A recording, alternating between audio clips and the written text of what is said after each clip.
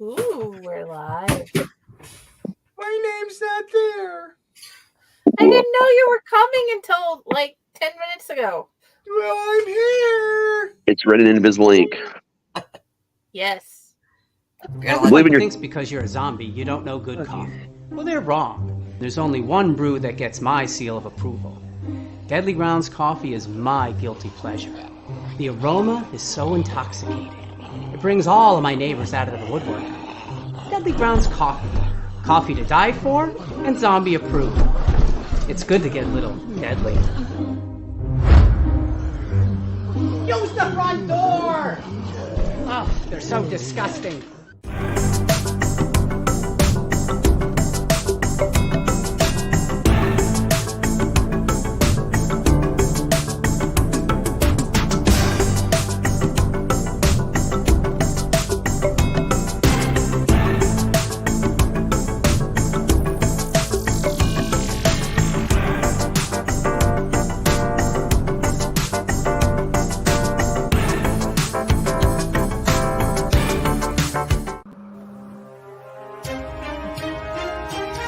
The Dorkening and all affiliated shows are not intended for anyone under the age of 18. The following may contain discussions or scenes that have adult situations, graphic violence, nudity, strong sexual content, and graphic language. This show is intended for mature audiences only. Viewer discretion is advised.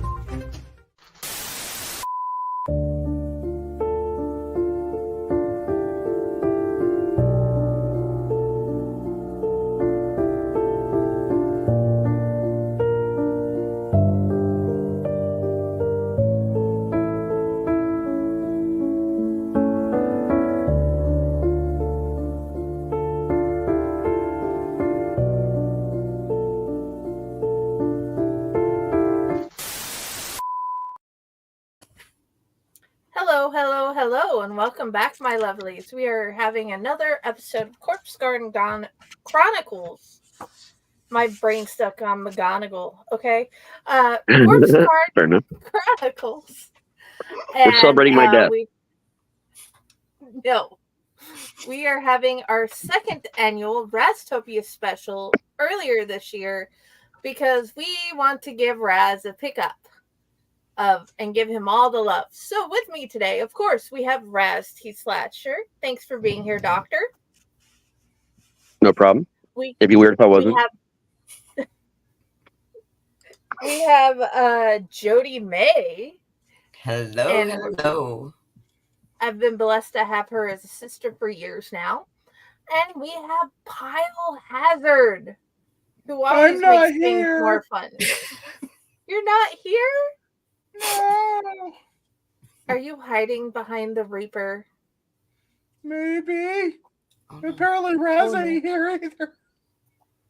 He's disappeared. We're both figments of your imagination. That's nice. Whoever. I gotta get the hang of this phone camera, man. It's like this phone camera is so weird. I'm used to like normal cameras and shit, but if I move my arm, it doesn't help any. So then I have to do this again, and it's weird. It looked like you did a full flip. It felt like it. Good luck. Our internet's down right now, so I'm here by phone for a little while. Okay. I feel like I need to hijack you, bring you up here, slam you in the wonderful seat right beside me, and we can do it together. There you go. Hell, you can come here and do it too when we have internet. That's what I'm saying. Your option's not such a great one right now. Yeah. So, yes. First off, we're going to say please buy everything by Raz T Slasher. Here with me today, I have my Riverside Chronicles because my copy of The Silence is Crimson is being held hostage by my mother-in-law until my amazing friend Raz can mail hers. Yes. But she can't have this. Well, you're also getting Campfire Tales, a very rare non-printed book, so I look forward to that too. But either way, You have to share, Jenny. I think You have to there's come over. only, as far as I know, there's only about 3 copies in physical existence of that book. Oh, wow. Very And limited. the copy that Jenny is getting actually was my grandmother's copy, my granny's copy. Aw. Because that's the only one I have. She'll share it with me, though. Yeah, it'll be passed down through generations. But either way, welcome to the episode, guys. We are going to tell tales of things that happened. We are going to tell tales that he has written. And we are just going to have fun. So, yes. Let's start with Pyle. What is your favorite thing about your friendship with Raz? Oh my god, this is getting weird.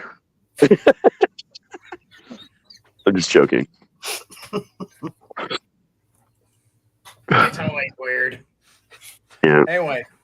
Remember, this is my funeral. Say nice things. Oh, wow. No, they need to be lying. Are we treating it like your funeral here? It feels like it lately. It does feel like it. Okay. I'll lay down in a coffin in a minute.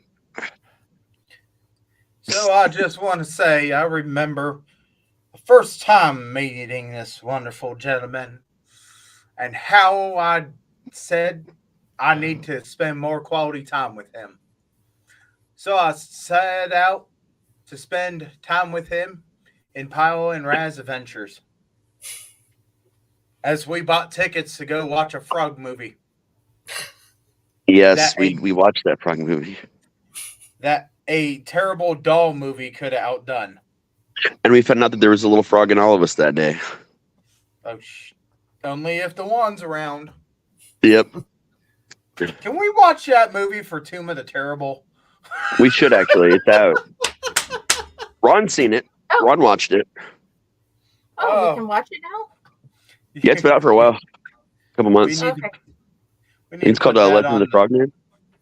We need to put that on the wheel of the Tomb of the Terrible there.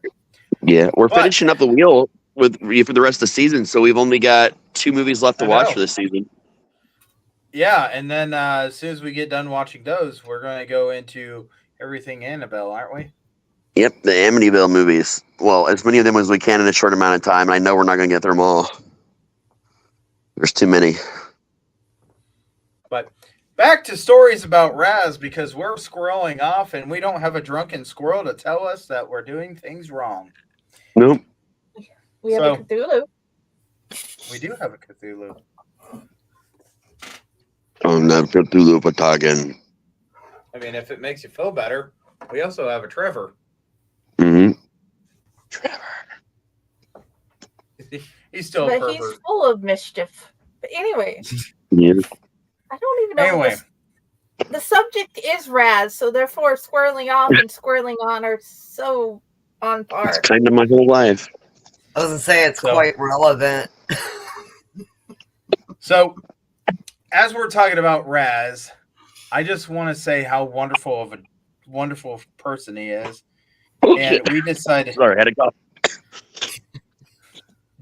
And me and him decided to go to Frogman Festival. We might be going this year. I don't know.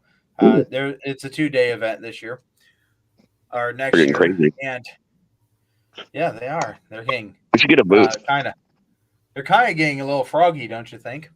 They are getting a little froggy, man. I got a frogman in my throat. Anyway. So here we are at this festival, and we went through a castle totally backwards because the rule of thumb is if the door is closed, don't go through the door. You just go through everything else. And we went through everything else, coming to realize you should have went through the door because we went through the castle backwards. And telling people, we're sorry, we don't know how to read the arrows. Well, for a while we didn't realize there were arrows, and then I was like, "Holy shit, there's arrows on the floor." There's a video of this journey on YouTube. Yeah, there is. There is.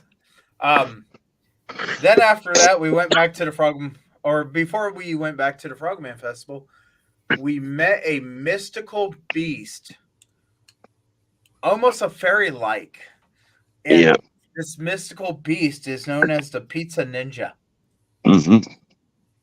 And this has got to be the proudest moment I have with Raz. Just absolutely going there, having a great time. We're eating pizza. We're eating wings. He's telling me, man, I don't eat this much. And trust me, I think I'm done.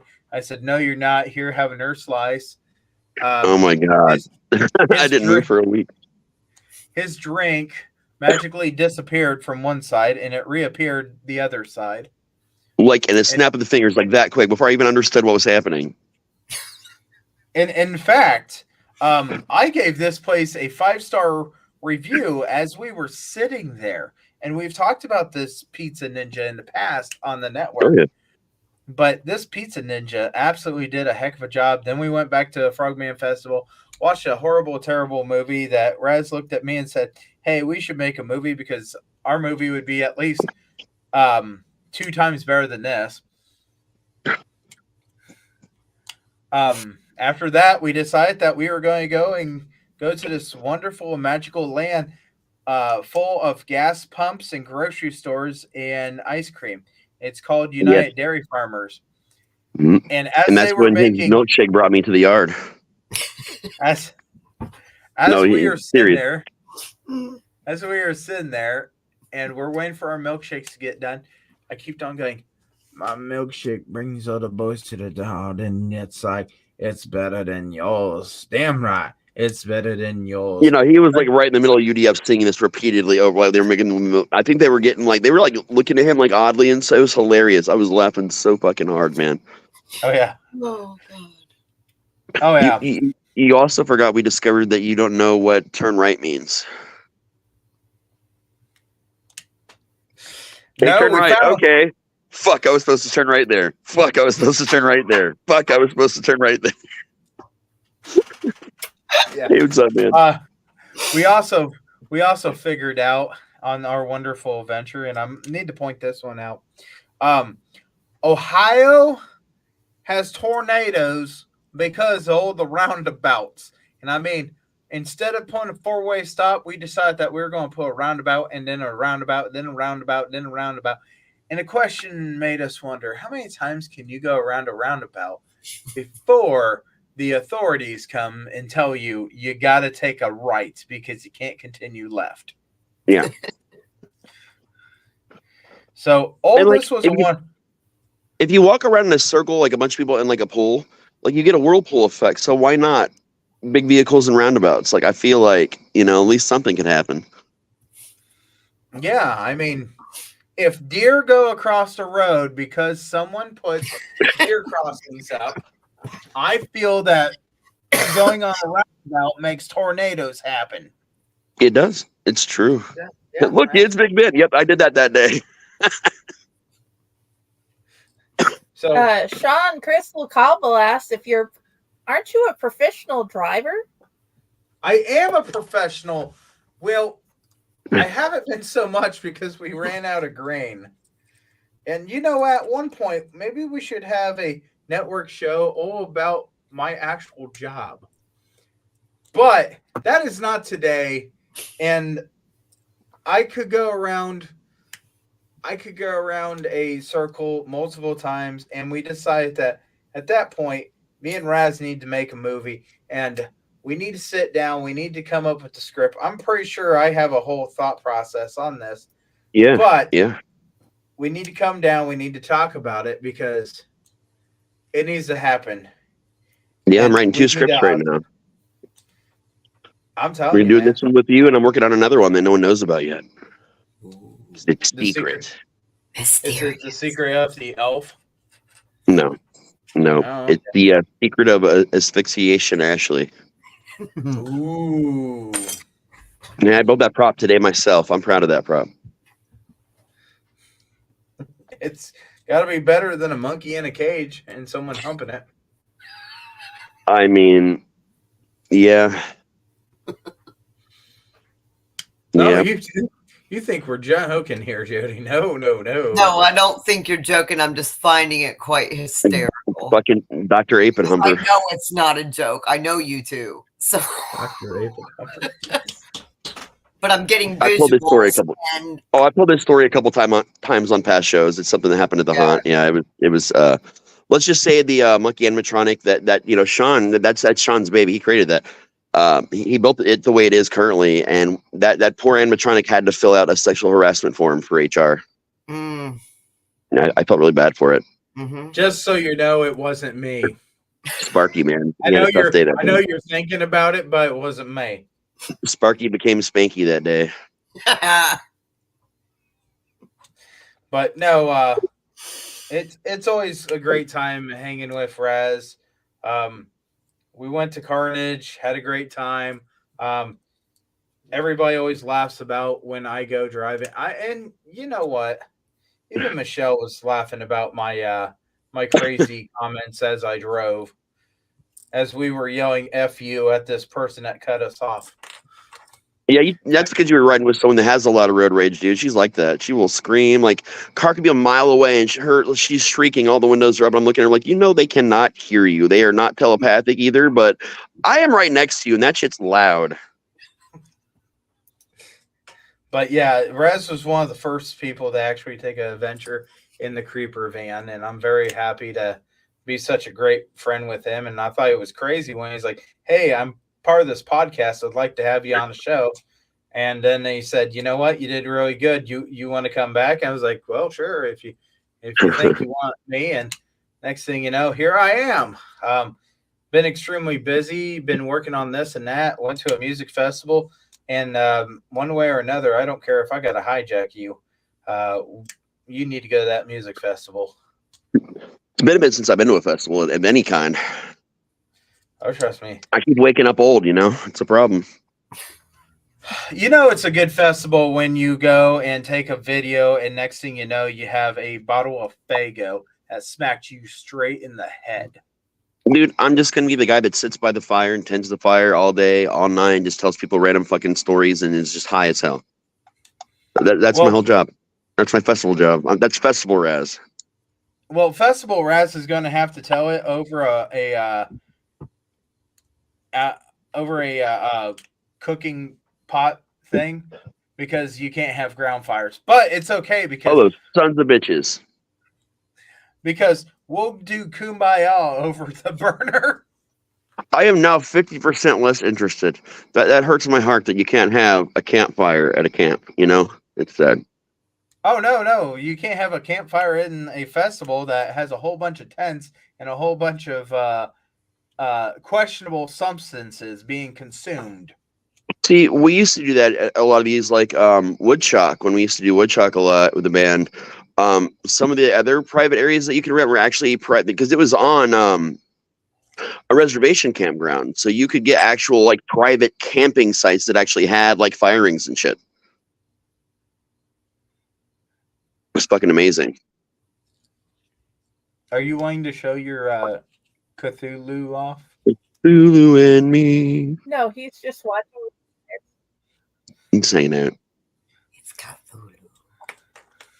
So yeah, that's pretty much a good chunk of the wonderful stories that me and Raz have together. I know that me and him's done so many wonderful things together, and it's fun because we even went to both, because I wasn't happy enough to go to one. No, we had to go to both of the jungle gyms, and we had to compare them. And then we they're nothing alike. And then we had to go and say, okay, well, if this is Jungle Gym approved sauces, but yeah, I mean, it was a great time. It's always a great time with Raz, and I want him at some point to go and experience the people coming up to you and looking at you with very questionable faces and saying, "I swear I've seen you before." And then in about 15 minutes, "I think I stumbled upon you on the internet." And you just look at him and say, "I hope it was a Pornhub. I thought I took that down."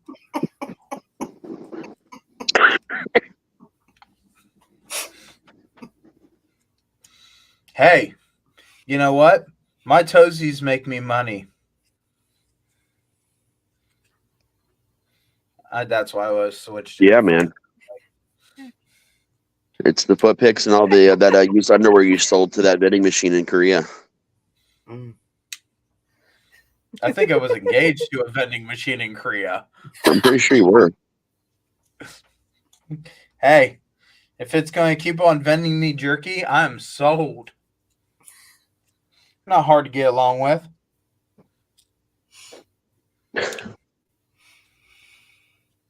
So anybody else want to tell a story? Because I could go on with random Raz things. Because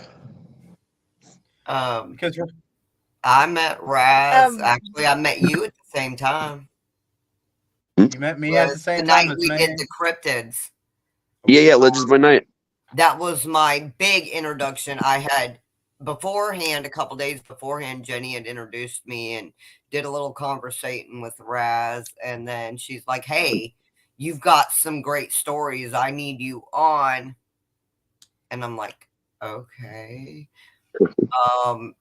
And it was a great night. And then a few days later, I got to do another, I forget what that one was, but I got to do a different podcast with y'all.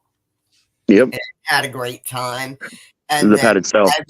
Privately, Raz and I got to talking about things we kind of similarly shared, and it branched into deeper conversation. And me addressing a few things that were going on, because Raz is that person you just feel you can open up to. We had a really good conversation, like a really good in-depth one about like mental health and like mental health awareness, and like I remember that, man. That was an awesome conversation. And that's when you told me, no fear your family. Yep. And literally after that conversation, Raz was my brother. Nobody will tell me any different. You know, blood don't make you family, you choose your family. And Al Light's my family. Oh, and you're so. I found so my nice. home. And I got my owls and my rejects, man. Yeah. Oh, I'm definitely a reject, but I wear it proud. You're also a chainer, my dear friend. Well, yes. That's true. But it was, you know, I hadn't, I guess I could say, not to get too deep, felt I belonged for quite a while anywhere. And Raz helped me understand you're not going anywhere. You belong. Yep. And I fully felt accepted, and it was a beautiful gift that Raz gave me. So I really wanted to share that, and thank you again, brother. I love you too, man. Like big time. Like we're all family, you know. It's easy to forget, like what when we're all going through our struggles together, that there's other people there. And you guys know I'm guilty of that. I've been doing that a lot lately, actually.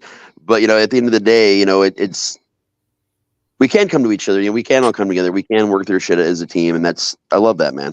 Yeah, it's a beautiful gift. Sometimes it's very hard to get you to come out and say, "Hey, let's just talk." So, yeah. My mommy told me I was a special gift. I don't know what you meant about it, but I know I'm very, very special. You're a special kind of special, pal. The short bus windows taste like snozberries. Come on, let's scoop me up. Scoop me up. A fun fact, did you know a snozberry is another word for a dick? Yes. And the entire time we've enjoyed Charlie and the Chocolate Factory, they were licking dicks on a wall without knowing it. I just learned this recently. Snozberry. Well, it's a dick. Yep, and I just learned this recently. I was just a month ago years old when I discovered what a snozberry actually was. Okay, let me. I just watched that 2 days ago, by the way, again. You know what the I like the new thing one, the prequel they did. That was the musical. I really liked that one, by the way. Yes, it was really good.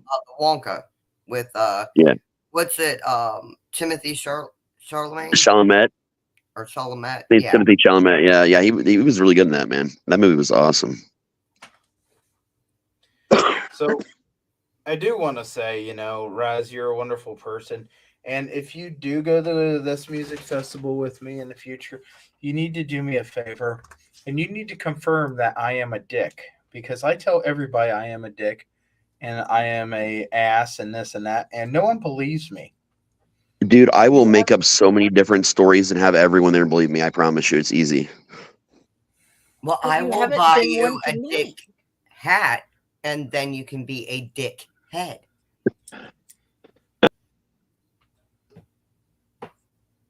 Boop. That was odd. Yeah. But That anyway, was odd. I thought it was just me. No? You zeroed out and popped right. We've been using the word dick too much, apparently, and Facebook was like, meh. Or StreamYard, I guess. How rude. It was rude. that's okay. Facebook is still arguing with me about that. Yes, I agree, Tom Dog, he is. Yeah. Facebook is still number arguing one. with me about Number that one. episode where they thought that Ron's head was somebody's breast. Yeah, because he leaned over like this, and and they thought it was a boob, I guess. No, here's the killer. So you guys might have not seen me posting a lot with Dungeon Darts. Someone reported Dungeon Darts for selling guns when they are clearly Nerf and Jelly Blaster guns. I mean, clearly you cannot mistake what they are in the photos for the ads. So even my personal account is still under restriction for another couple weeks because I submitted a complaint about it, to get them to reverse the decision. That was 3 weeks ago, just about, and they still haven't even looked at the complaint yet. Wow. And I've never gotten a ban for even a single hour or day or anything for anything ever.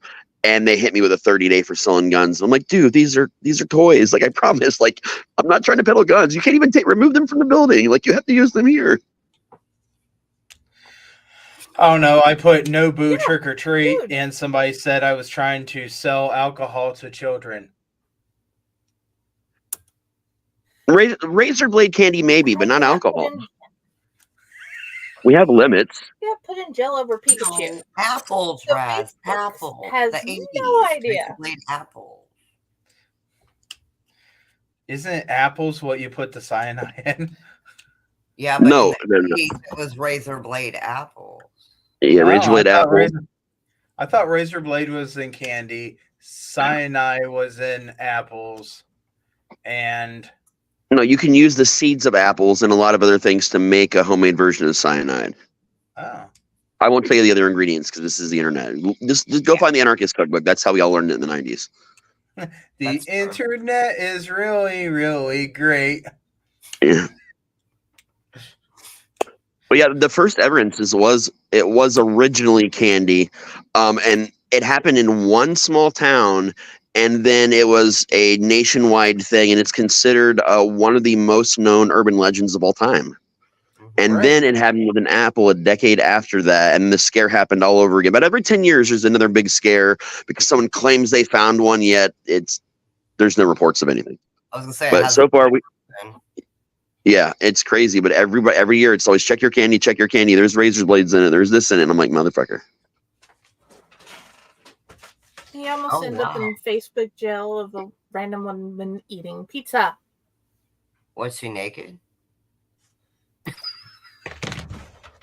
I mean, Maybe pineapple does belong on pizza. Right. Hello, baby. How you doing? You want to come in my place? I got pineapple on the pizza. What's the secret word? Pineapple. Oh, yeah. I had originally... And then she's laughing. Well, he started talking again. So, yeah, I had originally met Raz whenever I started about 2021, whenever I had decided to start doing more things with fake horror. And then I just you know what? I'm going to message him and see what happens. And it turned out to be one of the best things I ever did. I agree. Going to an anime convention in 2018 and then doing more with fake horror and just randomly messaging Raz. Then I became his PA. Then I became part of the Owl Light Network. And PA, then sister, and then Owl Light Network. You missed a step. PA, sister, then Owl Light Network. Okay. Honestly, you messaging me that day was also one of the best things that I've ever done. Yes, no, seriously. Talking to a random fan just because. No, and when she said she was more like she totally fangirled you. over you. Thank you. She blew my phone up. No, you've got to read his shit. I'm like, okay, I will. Like and then you did the Betelgeuse photo up and reading for Sophia. And then she said that to me, and I'm like, all right, you need to introduce me, damn it. You got me. Because also being a part of fake horror myself is I was taking my time getting to know people current situation at time. I was very selective on who I got. That's understandable though. You have to be sometimes. Yeah, and then I don't know, a whole world opens up, and every time I say Beetlejuice, Sophia's like, I know him. It's beautiful. I've been getting the voice ready this year. I've already been practicing. Nice. Getting the movements ready. Waiting to see that new movie when it comes in. So I had some new lines and some new movements in. I'm going for my birthday. By the way, Raz, I would like to take you to Huber Heights and go see that movie if you don't already have plans. I don't have official plans because everyone wants to get together and go see it. And everybody keeps trying to steal me to go see it. I'm like, you know what? We should all just go to the fucking drive-in and get our cars together and then go watch it there outside. Because I guarantee it's going to be the Dayton drive-in, the Dixie. Yeah. Pizza Ninja after. Pizza Ninja is very, very far away from there. We can possibly just get a pizza from the Pizza Ninja, and most drive-thrus, they don't care if you bring in food. No, Dixie's really cool about it. We usually get a bunch of like Little Caesars or whatever random pizzas nearby. Actually, the Little Caesars over there closed. They got a lot of other shit too. They really don't care. Some places will have you buy like a food pass, and that's just they charge you $10 to come in if you're going to bring a bunch of your own food, and then they'll still give you a discount at the concession stand because that's what they make their money on. Really, is concession. So like, I don't mind at all paying a little bit extra to bring my own shit that I know I like in, but they don't really care unless it's like a lot of food. So what you're saying is I need to go over to the the Little Caesars and decide that I'm just going to get one of each kind of pizza. No, I'm gonna introduce you to the wonderful world of Joe's Pizza, because Joe's Pizza is actually one of the best actual pizza, not the best trash pizza like I think Little Caesars is, but like one of the best pizzas you'll ever eat in your life, and it's local in Dayton. Really? Okay, it's really close to on, actually. No, we do not. We don't defile corpses. We celebrate corpses. Thank you, Stefan. Oh, by it's the the way, same thing. Speaking of Stefan, we have a More Lore for the Mythos Kickstarter. Okay, tonight and tomorrow are the last days. You will get there's this beautiful book here that you can get. Definitely. I have the link everywhere. Facebook, Instagram, Blue Sky, Substacks. I have a image not linked to any store or anything on TikTok. Just go find the page. Go join the Kickstarter. Get the pretty book. My mother-in-law and I both agree you should. And I've reshared it everywhere. And also, I made it into a temporary tattoo and put it on my ass, so now everyone on the highway sees it every day. Yes, we need little pieces, Stefan. That does sound like something to do, though. Speaking of weird things I'll do for books, so I really didn't think this would happen, but when we were talking more lore on Sunday, I happened to mention, because I was high as shit, that if we hit 4,000 contributed to the campaign, that I was going to put tutus on in some kind of bikini and do an interpretive dance number at some point during Padded Cell this coming Sunday. And guess what? We hit over 4,000, so I have to do that. So I got another challenge this time. If we hit 45 by the time it ends, the campaign ends, while I'm doing my interpretive dance, I will sing the fun song in SpongeBob's voice while doing my dance in the costumes. So like 4,500 is what we got hit. And we're almost at 42. So I believe in you guys. Make it happen. And then, clip it on the internet or whatever you do, because I don't care.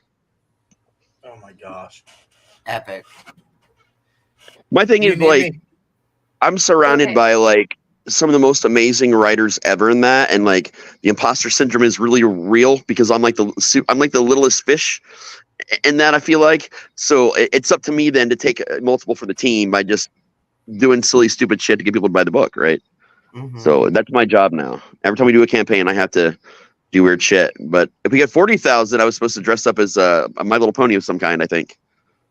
My Little Pony, My Little Pony. What would be your My Little Pony name? Oh, damn. We broke 42 and I didn't even know it. Shit, guys. You're only 290 away from me singing SpongeBob shit. And I got a good SpongeBob boy. Let's go.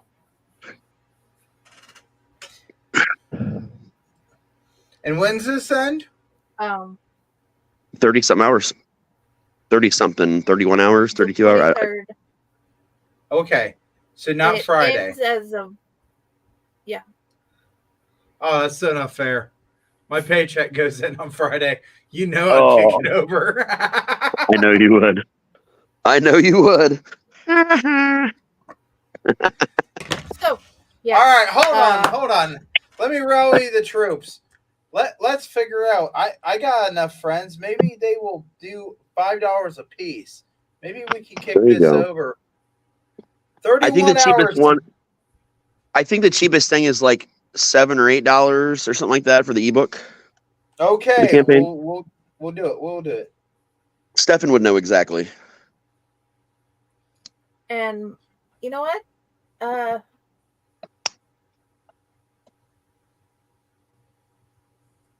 My Little Pony name. And where? Oh, there it is. There it is. $9 for an ebook. Yeah, I know. Here we go. Hold on. I'm gonna have to ask the kid who would know. Be right back. I like turtles. Just throwing that out there. Turtles are awesome. I said that so much last season that one of the actresses here, one of the young ones, she actually brought me a little glass turtle, which I still have to this day. I was like, I'm just doing the whole meme thing because it's like my favorite fucking thing. And she's like, yeah, I know, but like it was a turtle, man. Right. I have an Ninja Turtle costume. Hell yeah. Hell yeah. What's your I feel like I'm turtle? a Splinter now in my old age. Donatello. On the wall. I went from Michelangelo to Splinter. My cane. When I was little, I asked my grandpa who his favorite turtle was, and he goes, soup. Oh, damn. I still want to try turtle soup. I've never had turtle soup, but it's on my list of things I want to try someday. I've had shark steak, and that was interesting. Turtle soup. Didn't love it. Amazing when done. I've heard it's great. That's what I've heard, yeah. Awesome. I'm from Florida, so let me tell you, that was a big. I've had gator down in Florida. I just haven't had the turtle. Hey. Yeah. Hi, babe. Hi. What is Mommy's My Little Pony name? You get to make it up for me. You're on the clock. My Little Pony aficionado. 10 seconds. I don't know. What do you think it should be? Say DoorDash. Write it in books. No. Tell her pony name is DoorDash. Not after dashing for death. No. Cassie, listen to Aunt Jodi. Her name is Amazon. Okay. Your name is what? Her name is Amazon. Amazon. That's My Little Pony name. Oh, Sparkle's My Little Pony. Oh. Twilight Sparkles? Okay. Okay. How about Twilight Sprinkles? Twilight Sprinkles. That could work. Well, I can't be grilled cheese. That was taken. So I'll be ham sandwich. By Weird Al. Yes, Weird Al played grilled cheese. Don't forget. Say, okay, you can go if you say, I love you, bye. I love you, bye. Don't forget the boop. I love you too. Love you. Bye. Boop. Oh, they're all gone. Oh, Everybody got boops. Yes. Boop. Boot back. You got boops So back. Thank you. I think I want to do a reading, but it's not what you'd expect. Alrighty. Because So I got to be in a frame of I got to be in a frame of mind in a certain character to do this monologue. Can I just say my imaginary My Little Pony name? Yes. Hell hath no fury. Okay. No. I heard Michael Scott. No. Okay. You guys So- mute and we'll listen to him tell us. The Oh story. no! Like this is going to take like a matter of like seconds. Like you don't even have to mute for this. It's not even a story. Alrighty. It's just something I want to do because I'm pumping myself back up for the season. So I'm gonna need this. I'm gonna need someone to say the line. What are your qualifications? Alrighty. And What are your qualifications? Well, attendant Julia, I'm a graduate of the Harvard Business School. I traveled quite extensively. I lived in the Black Plague and had a pretty good time during that. I've seen The Exorcist about 176 times, and it keeps getting funnier every single time I see it. Not to mention the fact that you're talking to a dead guy. Now, what do you think? You think I'm qualified? Do you hear the voices too? Do you? I love it. It's better when I'm in the full, the thing. But I just, got to get back in the zone. Oh, yeah. Mwah! Loved it. AutoZone. Yes. Brava. Okay. You know what? Let's get back on the story part. Jodi, you go first. Holy hell. Batman.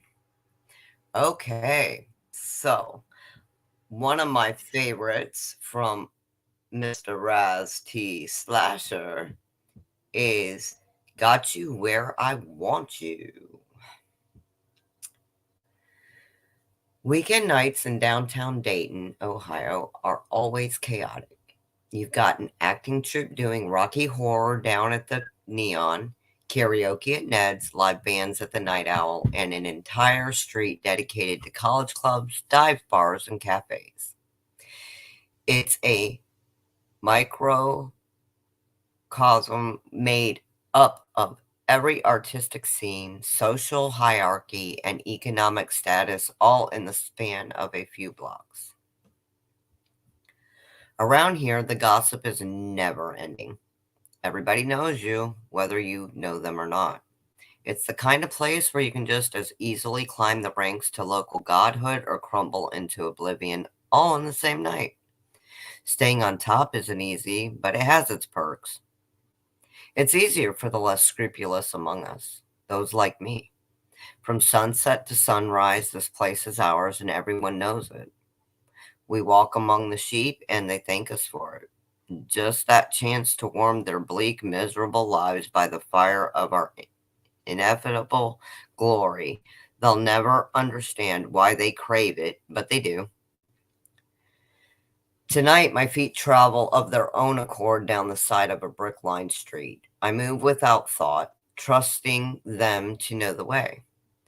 There are nightly rituals that must be attended to, old ghosts that must be remembered and given the proper tribute, palms that need greased, favors that must be granted. Such is the way of the night. My thoughts turn inward, as they so often do when I'm on autopilot.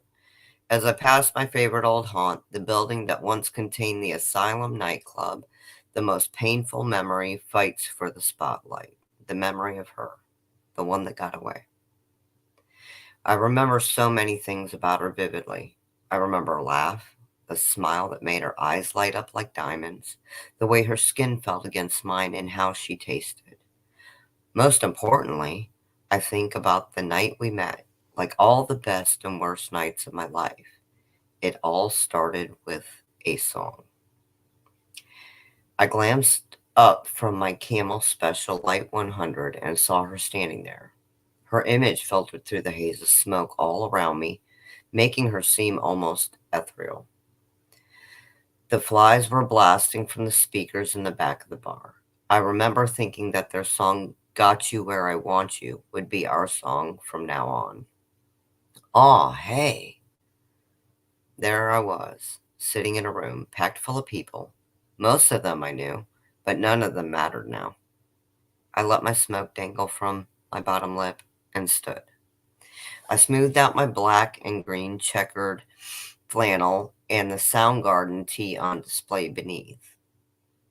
A quick hand ran through my long, dark hair on the move, a place for everything and everything in its place.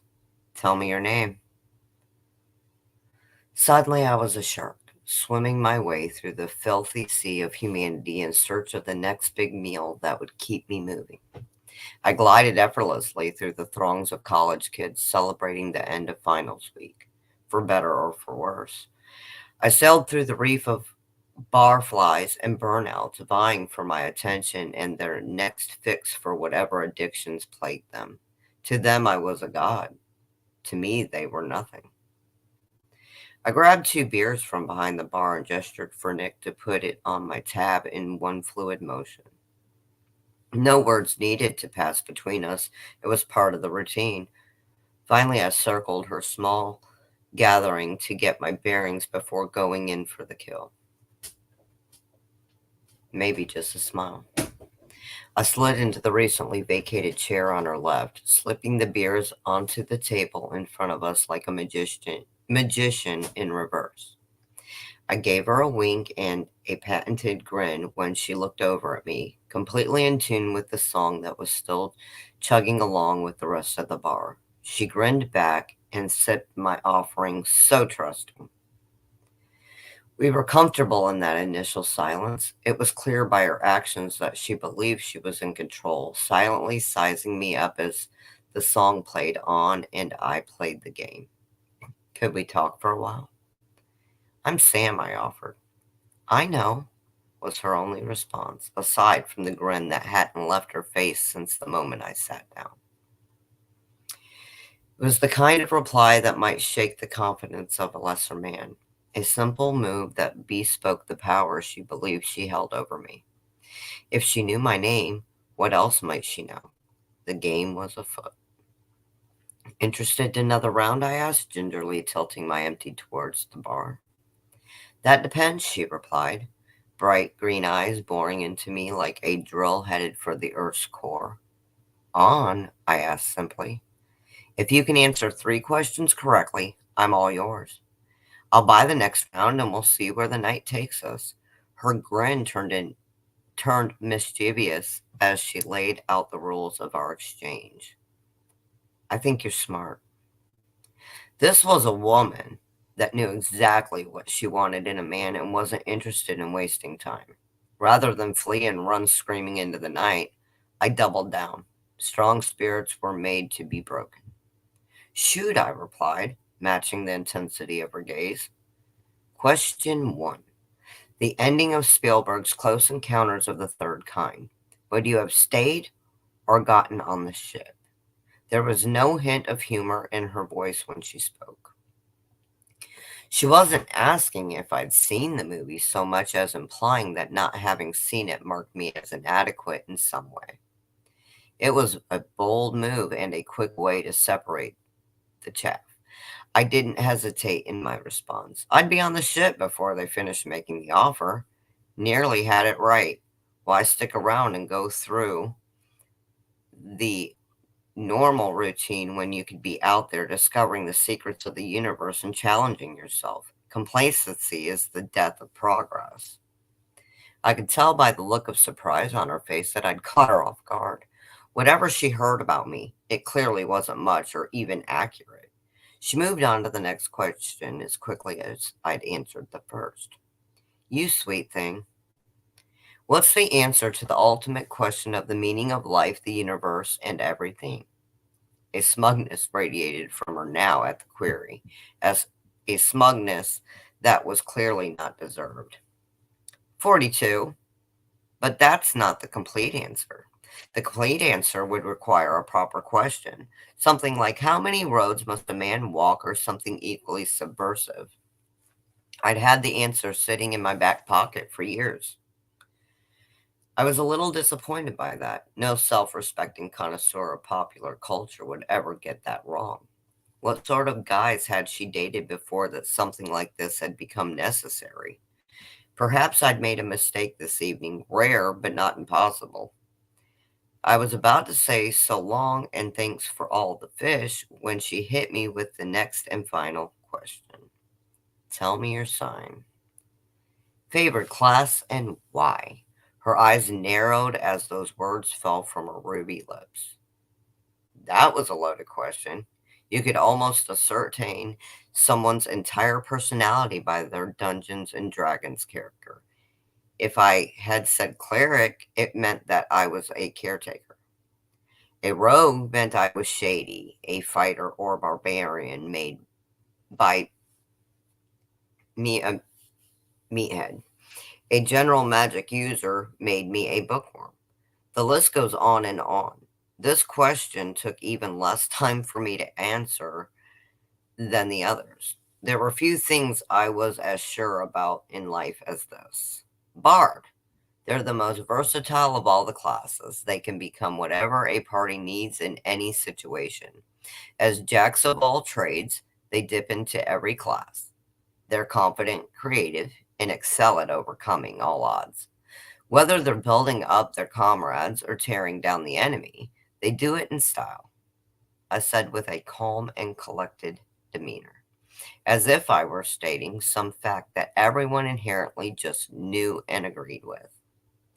She took my hand in hers and gripped it tightly, then pulled me in to press her lips roughly against mine. In mid-kiss, she crawled into my lap and wrapped her arms around me.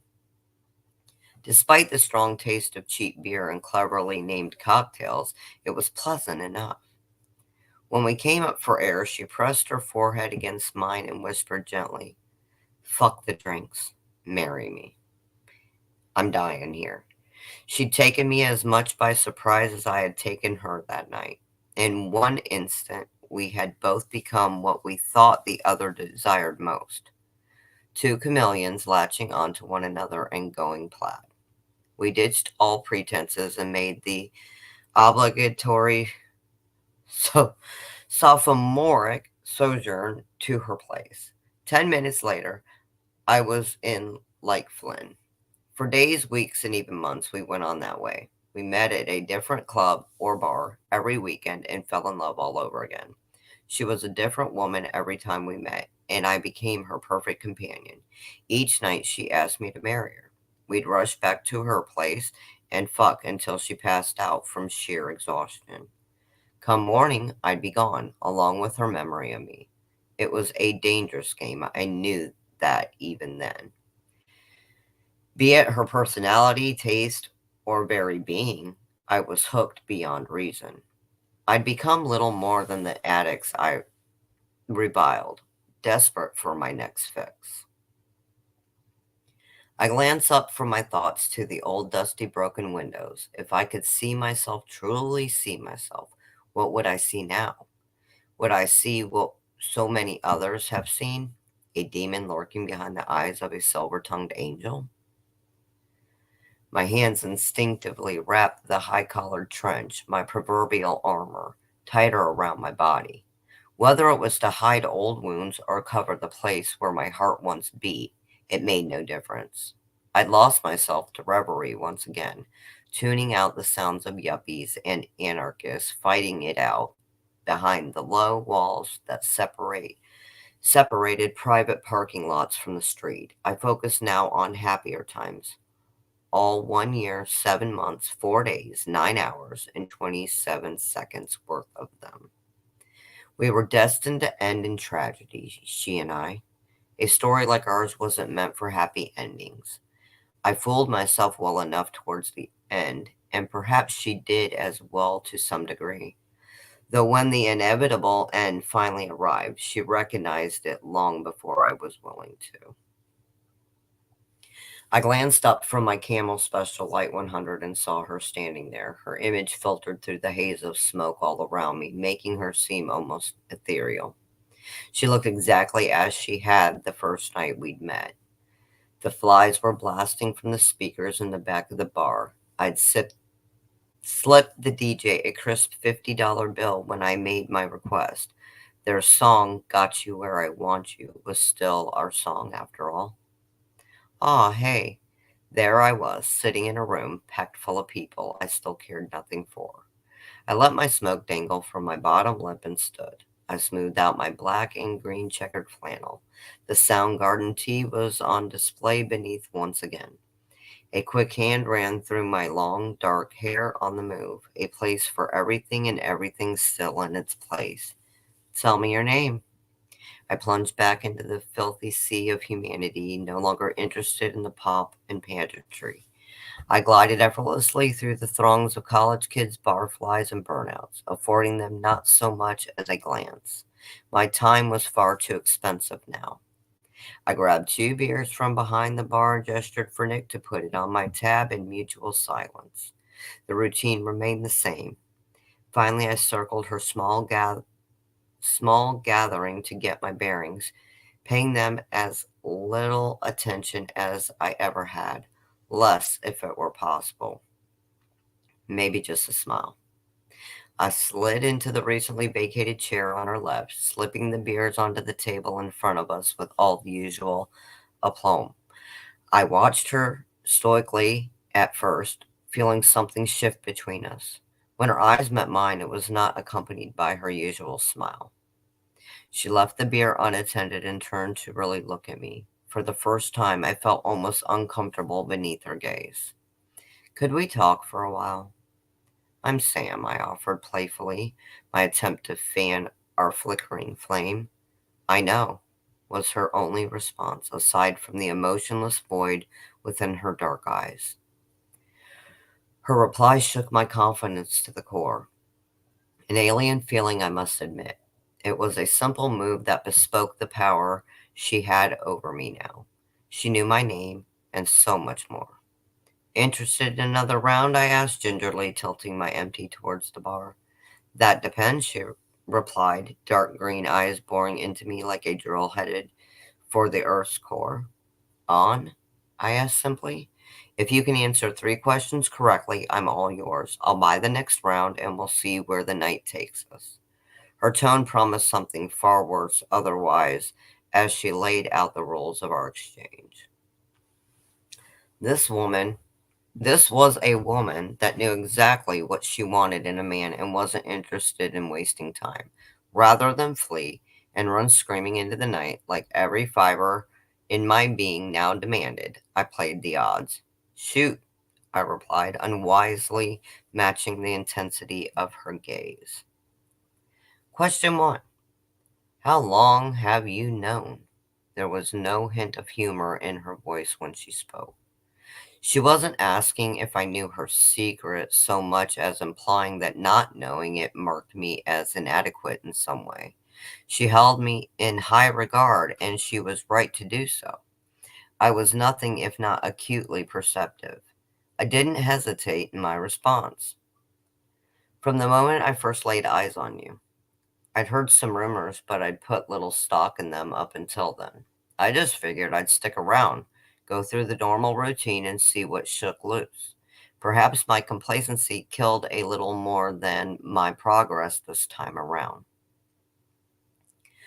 I could tell by the brief flash of surprise on her face that I'd caught her off guard once again. Whatever she thought she knew, it clearly wasn't enough.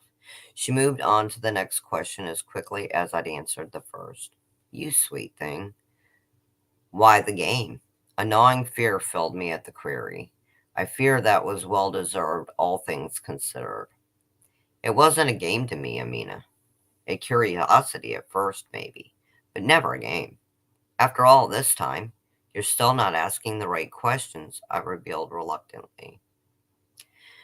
I was a little disappointed by that. Did she know me so little after all? The things we shared, the passion. Was it love? I wasn't sure, but she acted as if it meant nothing. Perhaps I'd made a mistake this evening, rare but not impossible. I was about to say my goodbyes and never darken her doorstep again when she hit me with the next and final question. Tell me your name. Are you in love with me? Her eyes narrowed as those words fell from her ruby lips, daring me to answer, daring me to bare my soul, if creatures like me ever had one to begin with. It was a loaded question, in some way or another. All the questions she had asked me tonight had been. If I said no, it marked me as callous. It meant I had been taking advantage of her, and that couldn't be further from the truth. If I said yes, it made me a sucker. A sucker to think someone as magical as her could ever truly love something like me. A sucker to think we could ever ride off into the sunset without the world around us burning to ash. If I said nothing at all, somehow, I knew that would be the worst option of all. 99 times before tonight, I have met and fallen in love with just as many different versions of you. I know you now, better than I will ever know myself. Am I in love with you now? I think it's more than that. It's some unknowable thing that love cannot begin to describe, I explained. This question took even less time for me to answer than the others. There were few things I was as sure about in life or death as this. She took my hand in hers and gripped it tightly, then pulled me in to press her lips roughly against mine. The blood on her lips was still fresh.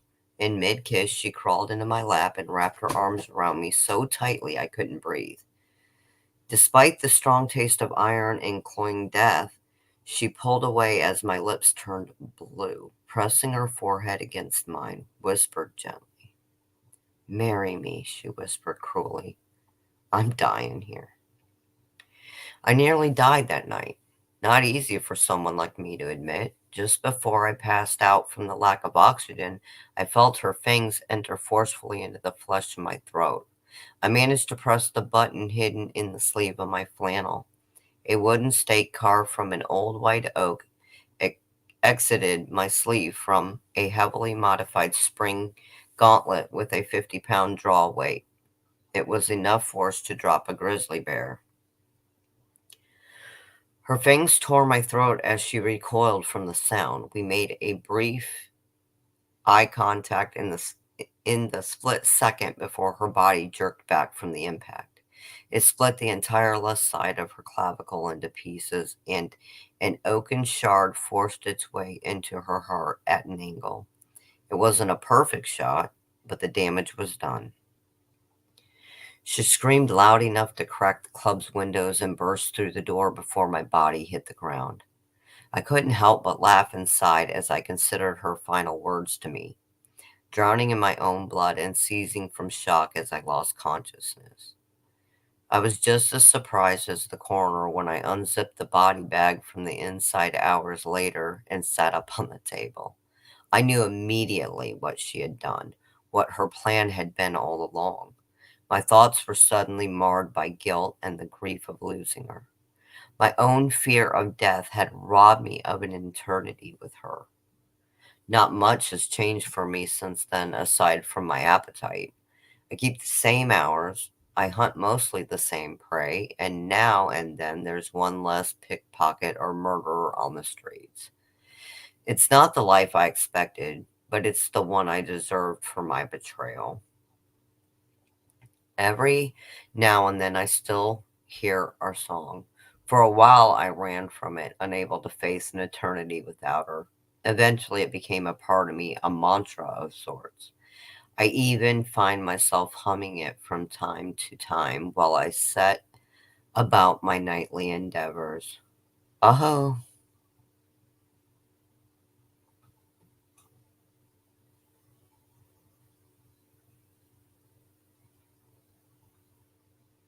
Well done. That was amazing. Thank you. I love that story. One of my Thank you favorites. for reading. Yes. I'm a vampire enthusiast, so when I that grow was up, I will be a vampire. that was the second other like horror like love based story that I wrote. The first ever inspired entirely by his song. I did not know that I was writing a vampire story for the longest time. I knew it was going to be horror, but it was meant to be a serial killer, and he was picking her up. And there was this whole bit when she had taken him back to his place that he saw a picture of her sister, which is one of his recent victims. Like this story was almost a very different story. And then Doug glanced at it, made some comments, and then I sat down with Jason, but Matt sat down with me and looked at it, and Matt was like, "Is this a vampire story?" And he starts like pitching me these ideas, and I'm like, "Holy shit, you're right." So, like, a lot of what that story became, I mean, had it not been that late night conversation with Matt, I don't think it would have became that story, and I fucking love it. The other thing it's about, and you guys are about to find out a lot more of this soon, now that Netflix has made a certain announcement. So in the 90s, there was a vampire cult, right, in Springfield and Dayton, and that got confused for a giant group of vampire LARPers that I ran with and gamed with. And they're making, well, a guy died, supposedly was murdered and beheaded, body never found. And they've been announcing this week that it's going to be a Netflix documentary about vampires in Dayton. Ooh. So I had no idea about any of this when I wrote this story. The Asylum nightclub is where we played. That was one of the places we actually played the game. And that entire area is what you refer to as the Oregon District down here in Dayton, the downtown area. So, like, it's crazy. Crazy that that's going to be a documentary now. Right. Oh, yeah. Okay, Raz wanted to read next. Yes, because phone things. Okay, so I'm going to read you two things. They're both short, but together they will equal a normal read.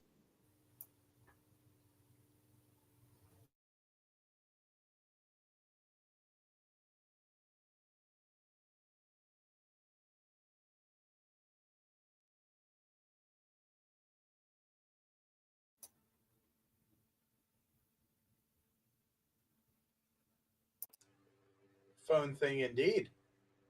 Yeah.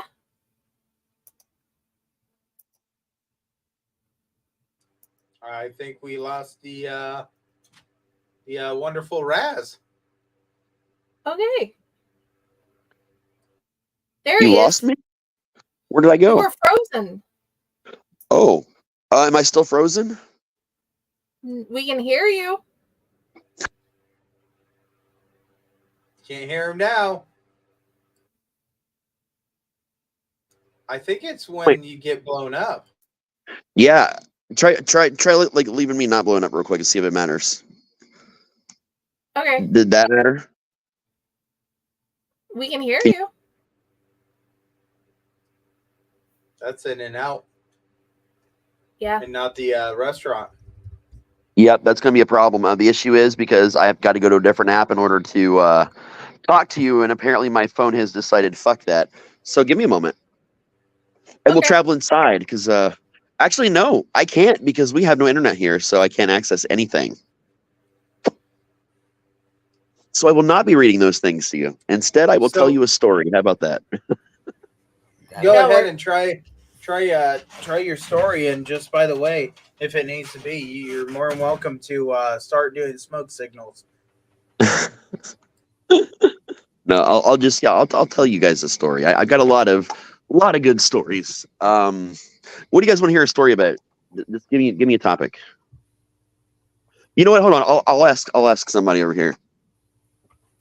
Hey, Matt. I have to tell a story. What story should I tell? Okay, I'm being asked. So this is not one of my stories, but it is one of my favorites to tell, and I'm kind of known for it around the haunt and other places for telling the story. The original version of this story, no one knows who wrote it. It was never, the original writer never claimed it. It's called The Anti-Goat Man. But I put my own spin on it because, you know, I'm a storyteller and that's what I do. So when I was growing up, you guys know I used to spend a lot of time between the farm and the reservation. Got into a lot of crazy things, parties in cornfields, lots of smoking and hanging out and chilling down by the fire. Well, one such trip, one such summer, we were at the farm for half of the summer that year. And we get there and my cousin Jeffrey is talking about this local legend called the Goat Man. And I've been going down there for, you know, since birth. I had never heard anything about a goat man or man goat or any such thing at all. But he's insisting that this is true. Like every night he's talking about the goat man. There was a goat man sighting. There was cattle that were found murdered, and they believe it was the goat man. They found the goat hoofs trampled the body. Just a bunch of fucking nonsense. And he was older than me by about 3 or 4 years. So like, there's that vibe that I'm coming from the city in Ohio. Even though I hang out at the farm and the reservation. Like, I just felt like they were hazing me. And I just couldn't get that thought in my head because they haze people. We all haze people. We all told wild stories. I remember the snipe hunts and all the crazy shit we did out in the cornfields and the woods.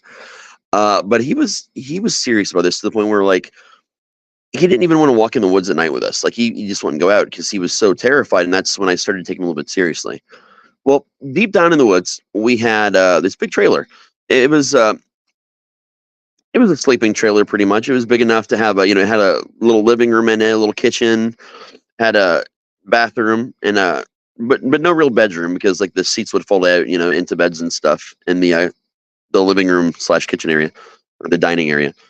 So we would just go down there when we were there. We'd party. A lot of the local kids from their farms would come in. Had a diverse group of kind of everybody in the area pretty much. And we just start a huge bonfire. We were so deep in the woods that like there was not even a sheriff's office anywhere near we were in. It was on the farm and no one gave a shit. So, we go out there. There's about, at this point in time, there's 11 of us. And we're having a good time. We're just chilling out by the fire, no big deal. Didn't think anything of it. We did this a lot, actually. All of a sudden, this kid comes out of the woods in a raincoat. Like a dirty-ass yellow raincoat, mud all over it everywhere. And just comes by the fire. And we're all asking each other, hey, do you know this kid? Is he from such and such farm? And we couldn't figure out who this kid was. And this kid would not speak and turned his back to us and just stared into the fire and just stood there while we were hanging out and like, smoking and drinking and doing our thing. And we start hearing this crazy fucking loud, shrill sound. Just, it felt like it was right next to me. Like my eardrums are vibrating at this point in time. I'm looking around trying to figure out where it is. Everybody's looking around. And that little kid by the fire turns around and his mouth is wide open and his eyes are all black and he's shrieking this fucking insane sound. So we all kind of grab each other and like shove ourselves into the trailer. And it was not meant to hold 11 people, by the way. It was very uncomfortable. And we're just kind of looking out what we can of the grimy ass windows. And he just stops. He turns around and he runs back into the woods, but at an angle. It's like he couldn't run a straight line. Like, it was a series of slants, the way he was running. It was very strange. So at this point in time, we're all kind of, freaking out. We're calming down the younger ones, which, I was one of the younger ones. I was only 14 at the time. I think little Cam was, he was 12 at the time. He was our youngest and he was freaking out. Some of the girls were freaking out. No one wanted to go back outside. And after being stuck in there with an hour with that amount of sweat and body heat, it smelled pretty fucking disgusting, first of all, but I needed some fresh air. So I was the first one to exit. This kid had been gone for a while, like I said, an hour now. So, I was the first one to go out, looked around, the coast seemed clear. People were kind of nervous, but, we all kind of went back outside, just none of us were sober. So we all just kind of had to start talking about what we thought we saw. And some of us, had the same story. I had the same story as several people there. And some of them were just like wild shit. Like, did you see the fire in its eyes and this and that? So everybody stops panicking finally and chills out. We start enjoying the fire, Jeffrey, my cousin, pulls out a guitar, starts playing it. We all just kind of start jamming and hanging out a little bit more. And as I often do, I was telling random stories about the haunted house that I lived in that we'd only moved out of 2 years prior to this event happening. So the story is refreshing my mind.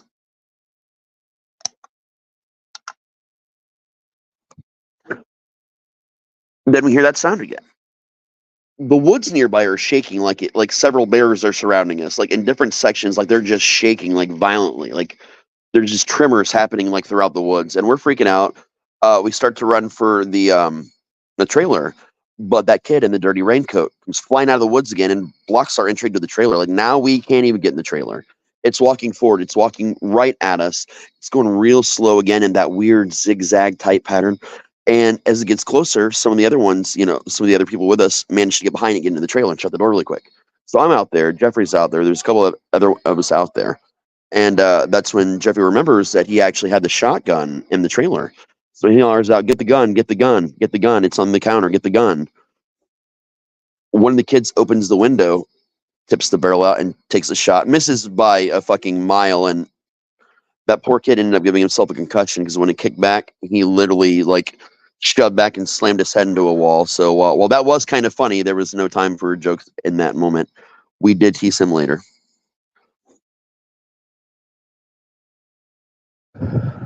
So he shoots, he misses wildly, and the thing just takes off again, shrieking all the way this time, doing its zigzag pattern. The woods are still moving, but as soon as it enters the woods, all the trees stop shaking. So again, we're fuck this shit, we're out. But we're not going to walk home because it's about a 30-minute or so walk through the woods to get to one of our homes, the closest home, which was Jeffrey's house. So fuck, what are we going to do? We go in, everybody's starving, so, we start cooking. We had enough to feed 12 people. Not a problem. There's only 11 of us, no big fucking deal. So I start, firing up that little shitty propane grill through 12 sausages on it. I'm just fucking cooking away. We're all talking. Everybody's starting to calm down again, like as much as we can because we're on alert. So even the conversations are diminished somehow. Like you can feel that oppressive vibe when you're with a group of people that are all terrified or upset about something. Like people want to talk, they pretend nothing happened, but they're also not sure what to say because they're, still in that state of shock. So through the awkwardness, I start telling jokes, I start telling stories again, making fun of everybody because that's my thing. And, I dish all the sausages out. Everybody's sitting down and Jeffrey comes up to me. He's like, what the fuck, dude? Why do you get to? I'm like, well, first of all, I cooked. Second of all, I didn't. I made 12. Everybody got one. Everybody came up and grabbed one. He said, is that right? And he's pretty close to me now. No one else can hear us in the moment. I'm looking around the room. I'm counting off, including me. Yeah, there's 12 of us. And he says, haven't there only been 11 of us all night? It's like, shit, you're right. So him and I are like trying to nonchalantly figure it out just together, kind of whispering to each other. People are starting to pay attention. We seem a little nervous and they start asking us what's going on. And we're just like, no, nothing. Everything's cool, guys. Let's go back out by the fire for a little while. And everything should be okay. And this time, Jeffrey's going to bring the shotgun out and sit there. So, we're more protected in the country. Somebody's got a shotgun. You're good to go. So we all get out there. And most of us have pocket knives that we've got out just in case, like it's going to do anything. And we again start hanging out by the fire. But the whole time, Jeffrey and I are consulting. We're looking at each kid with us and trying to remember, their name, what farm they come from. And one by one, there's only ends up being one person we couldn't place. And then we kind of split up and go to different members of the group, except for that one person. And we started asking like, hey, who's that? Hey, do you know them? Like, I just can't remember their names. Do you remember? Trying not to lead on about it, but obviously people started picking up on it a little bit. And then we went inside. So people decided they wanted to leave. It was getting late. I was going to stay the night. We were all planning to stay the night, but people were really freaked out. So Jeffrey says, all right, here's what we'll do. I'm going to take the gun with me because we've got to walk through the woods. I'm going to walk them home. I'll be back in like an hour and a half. If I don't come back, well, I'll see you in the morning. Good luck. I'm like, okay, motherfucker, whatever. He leaves. He takes 4 people with him. So we're down to 8. Not a big deal. It's a smaller group. We haven't seen that thing come back in hours at this point in time. So we're, hanging out by the fire, chilling out some more. Time goes by. We haven't seen or heard a damn thing. And it's closer to the 2-hour mark, but Jeffrey isn't just walking back. He's running back, screaming, go, go, go, get in the trailer, get in the trailer. So we're all like getting in the trailer ahead of him. He gets in and slams the door and locks it. And he said it was out there. It was following us in the woods. He said, on my way back when I was alone, it came out. And it wasn't what we saw earlier. It still wore the raincoat, but it had the head of a goat. It took off its head and it had a goat head. And every time it came at me, it came at an angle. It would just come at a weird angle, which made it hard to outrun because anytime he would go one way or another, it would just angle and cut off his path. He said he managed to slip by it just barely and almost slipped on a crabapple, managed to right himself. And as he was running out of the woods, of course, we all went inside. And again, now there's 8 of us, which is weird because there were just 8 of us a second ago. And he just came back, which should be 9, but there's only 8 of us. I pointed this out to him. He knew that he left. When he left, there was 8 people. And he said, did you see anyone sneak off? And I said, no, I didn't see anybody go anywhere. I'm looking around and I can't even account for who's missing at this point in time. It's getting a little confusing. Again, we start to wind down a little bit more after that. This time we're not even going to leave the trailer because fuck that. We decide, just to kind of take it easy for the rest of the night. There's only 8 of us. It's still not super comfortable, but it's a little more comfortable. We were all kind of staking out places that we could sleep. And as we were going to bed, everybody was, just, again, getting comfortable. And I noticed there's 9 of us again. And I pointed out to Jeffrey, I said, there are 9 of us who in here doesn't belong. And we went through our whole thing, sitting right next to each other. Just, this person is, that's Jen from the Miller farm. That's Travis from June's farm. We're going through the names and the farms. And again, there was one kid that was unaccounted for, but it wasn't the same kid that was unaccounted for earlier. This was a completely different kid, but he seemed to know the 2 girls he was sitting with because they were talking his head off and he was talking, and they were laughing and smiling. We were just confused. Again, we weren't sober. Maybe our counts have been off all night. I mean, who knows? That can happen, right? We all go to sleep, and I'm sleeping close to the front door on the ground. That's kind of where I'm hanging out, right there on the ground, and everybody else scattered down. They converted all the chairs to the beds and the dining table. They pulled that out and slept on the floor. So we're all just kind of crammed in there. No one wanted to sleep in the bathroom. It's a very old bathroom. It does not smell fantastic. So no one slept in there. Well, Jeffrey's like, I'm going to stay up all night with you. We're going to keep an eye on things. Sweet. Great. You got the gun. I've never shot a shotgun. I'll probably kill myself with it. So that's a good thing you're awake. And we lay there. As we lay there, everybody seems, passes out one by one. And next thing I look over, fucking Jeffrey's asleep. He is fucking snoring. And I don't know how to use the shotgun. So I'm literally laying there all night, laying down in a way that I look like I'm asleep, but I can see everyone because of where I'm laying. And I'm fucking terrified. I'm just shaking, and I'm trying not to appear that I'm shaking because I'm pretending to be asleep just in case, because I'm still paranoid that there's one extra person that I don't know. Morning comes. Still, I'm the only one awake. It's about probably 6 in the morning. And the kid that I didn't know, he gets up. He just stands straight up, like from a dead still snoring. His eyes just open, and he doesn't sit up. He just stands straight up from the floor. And he starts. Ooh, am I still there? Okay. And he starts leaning over different people and smelling them. Like, I actually going, like, taking the time to smell them one by one. And he gets near me, and I hear it because he's got his nose like pressed almost in the back of my skull, just smelling me. And I watch him open the bathroom door. What do you?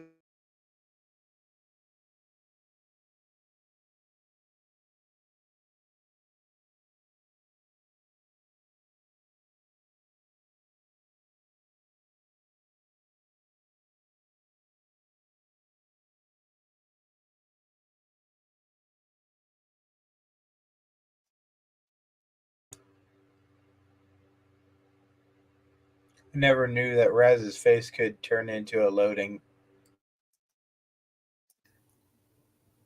Yeah, apparently. I think he almost made it through. Mm-hmm.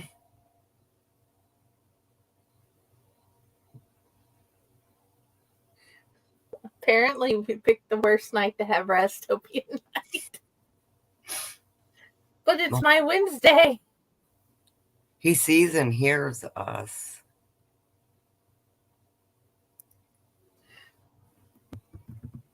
We don't.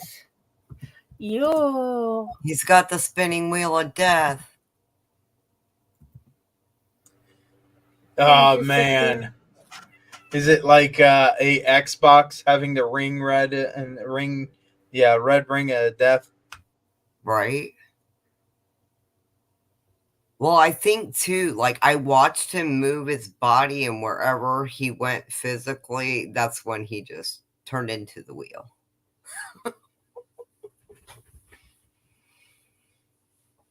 Come back. We need you. You need to tell Sorry, you how I much got we love cold. you. Like, that's the problem. Can you hear me now? Yes. Okay, you were at the part where he went into the bathroom. Oh, okay. God. Okay. Yeah, I talked way past that. I was almost done. So, he sniffs my hair, he gets up, and he goes to the bathroom. When he opens the bathroom, I realized the bathroom window has been open all night, and I watch him crawl out the window, and I lay there for a couple hours just astonished and realizing that, That's why there was an extra person random times, but I still didn't know enough about Goatman to understand why the people look different each time. I wait, a couple hours later, everybody gets up. I kick Jeffrey in his fucking stomach because he had the gun and fell fucking asleep, and this would have been solved. Realize it's time for us to go home. And there is only 8 of us, like there should be, as far as we know. And we're all going to go together. One of us has the gun. He's going to lead the way, and the rest of us are going to follow. We get not more than 5 minutes into those damn woods. And here's this thing comes by the light of day. You can see the hood is down. It has the head of a goat. It's got the dirty raincoat. At this point in time, it's not even yellow anymore. It's just mud and brown and blood and, I don't know, shit maybe. It didn't smell that good to begin with. And it comes out of the woods at an angle. Right at an angle. And just like Jeffrey talked about before, every time we took some steps forward, it cut it at an angle. We took steps back, it came at an angle. We were trying to lure it to go forward or backward in a straight line. It would not. And I'm guessing, and this is when I looked down and realized that it's not wearing shoes. Those are indeed hoofs. We don't know what to do. So he fires a shot. It clips it in the shoulder, and it screams. Not like the weird shrieking sound. I'm talking it screamed and bellowed so hard the ground beneath our feet shook. The trees shook so hard that a giant limb from an oak cracked and fell right the fuck down where it had been standing a moment before. And it darts off in the woods. Now we're running because fuck this. We're jogging. You can't really run in deep woods like that unless you want to die. So we're jogging. We're trying to hit. We're going off path to get a more direct route. And about halfway through, we see it come out of the woods again. Again, it cuts Jeffrey right the fuck off. Goes at an angle so close to him, it slices him with its horn right across his cheek. So he lifts up, the barrels again, and he shoots, but he misses this time. And this is an old school double barrel, dude. Like, he's got shells in his pocket. He's got to reload at this point in time. So we're trying to run sideways, forward, every which direction we can to keep it from cutting us off at that angle over and over and over again. Splitting right through the middle of our group and us dancing just out of the way enough in time to not get hurt. Our friend Amy almost breaks her ankle because she rolls her foot over a log. So me and Jeffrey had to grab her while Jeffrey's using one arm and one hand to try and load a gun. He's got her, and we got her in the middle of us. So I finally take her off of him and to help her.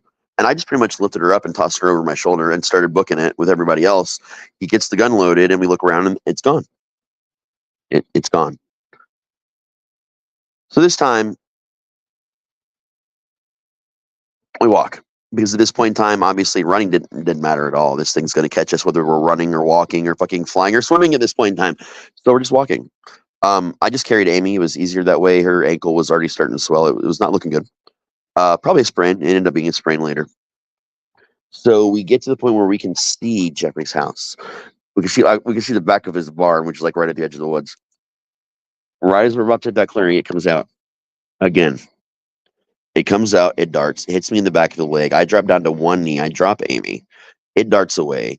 He's got the gun loaded. He takes 2 shots. One clips it not too far away from where it clipped in that same shoulder, just below it again. It shrieks. This time it does not run away. It charges again. This is just a straight zigzagging at this point in time, right, Jeffrey. He hits Jeffrey so hard, literally it threw Jeffrey into the barn, and he cracked part of the back wall of the barn. We're trying to get him out of this now Jeffrey-shaped indention, trying to get around the edge of this barn. And this is a huge fucking barn. If you ever been on a farm with a huge barn, it takes a while to get around it. So we're now out of the woods, going around the barn. It's darting in and out of the woods like some kind of fucked up pinball machine. Finally, we get around the side of the barn. It's darting in. At this point in time, I've got this huge gash in the back of my leg. I'm almost dragging my leg while trying to carry Amy. And finally, I had to put her down completely. And I just kind of put my arm around her and helped her walk.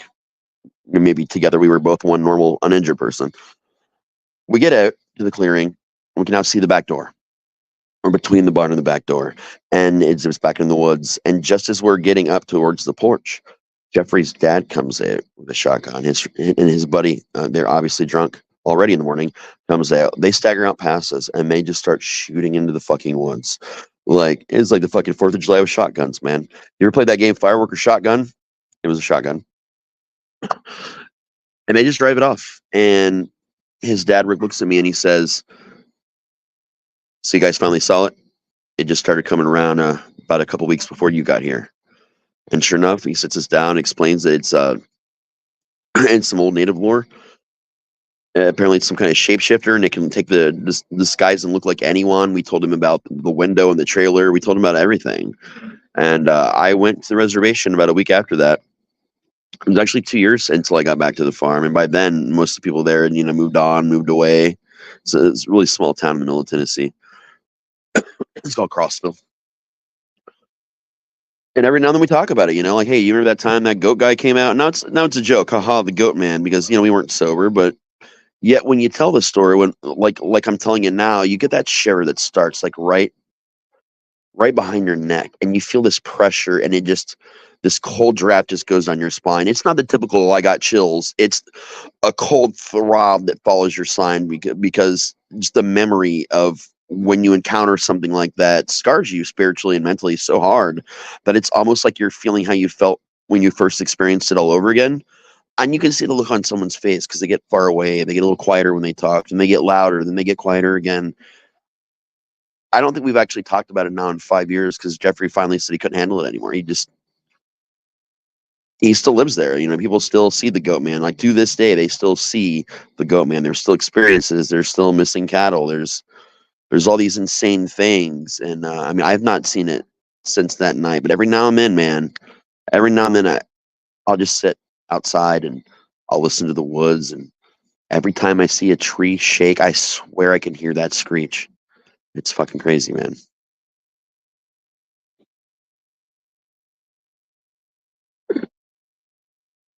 That is why we don't play in the woods in Tennessee. But again, that's me being storyteller guy because I did not write that story, and that's my version of it. Because when you're a storyteller, you take a great story, you put your own personal life into it, and you spin it around. But it's I tell it a little bit different every time I tell it, and that's probably why people like listening to it so much. Oh, it's fun. But then again, you do that with all your stories. I try to. The version that I have on your journal document is not the same version that the one channel on YouTube read. And the version that he read is not the same version that's in this book. I'm wonky like that, man. I did some edits for that book. I added a couple things into some of the stories and changed some things up with that. Some things that always were meant to be in the stories, and somewhere along the way, someone or another talked me out of adding something or keeping it. So, Hey, Mike, good to see you, man. Hi. Well, yeah, of course she fades. I don't know why, but she keeps fading. Jodi was a ghost all along. Shh. Telling my secret. I'm a brick in the wall. I just don't want to be. I am the wall. Oh, there's all types of fun things in the woods of Tennessee, on the railroad tracks of Tennessee. There legit is, man. Crazy shit. Mm-hmm. And on the mountain in Tennessee, well, mountains. Yep, mountains. Mountains. Especially anywhere near the fucking Smokies, man. Mm-hmm. Anywhere near the Smokies is fucked. Yeah. Well, and don't get close to the stills. That's a whole other issue right there. Shit occurs. It's the stills and the pot farms. That's almost scarier than the actual shit in the woods themselves. Yep. And then other times you get stuff like this from Tennessee, and then you wonder why. Why, Tennessee? Why? It did me so dirty. Wow. Tennessee did you dirty by giving you me? Wow. No. The room, Jodi. Wow. That's another story for another time why it did me dirty. This is not the place. Well, guys, I'm actually at the point where I need to get off and go to bed. Sorry for cutting everybody short on that. Way to cut it, man. I you know, told right? your story first. Yeah. I So we're all know, but still, as I know we want to keep on having fun, but I have a little girl that's just starting back in school, and she doesn't have the concept of daddy needs 5 more minutes. Number 2. Well, that's So I'm going to take off, guys. Thank you very much for having me on tonight.